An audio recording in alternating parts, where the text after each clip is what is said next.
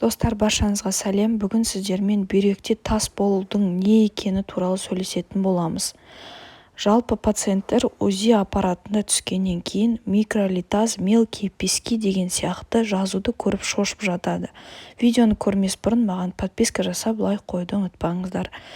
Микролитаз деген бүйректе ұсақ тастардың болуы. Ұсақ тасқа не ішемін деп уайымдамаңыз.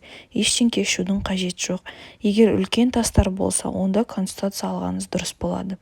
Жалпы бүйрек тас ауруы дегеніміз не? Бұл зәр шығару жолдарының тастарының болуын айтамыз. Оның әртүрлі себептері болуы мүмкін. Аз сұйықтық ішу, зәр реакциясының өзгеріп тұздардың еруіне кедергі келтіруі, кез келген зәр жолының инфекциялары, дұрыс тамақтанбау, судың құрамындағы ерекшелігі, тұқым қуалайтын факторлар, фермент тапшылығы, тағы басқа. Не істеу керек? Көп сұйықтық ішу керек. Физикалық белсенді болу керек. Тас түзелуін азайту мақсатында шөп дәрілер, клюквенный лист березы, брусинный лист деген сияқты бүлдірген, ит бүлдірген фитошайлар, минералды сулар ішу керек. Боржоми, сарыағаш, сүт, шай, кофе, какао, шоколад сияқты өнімдерді шектеу, тұзды шектеу керек, асқа қосылатын. Егер ауру сезімі шыдатпай жатса, ношпа қабылдасаңыз болады.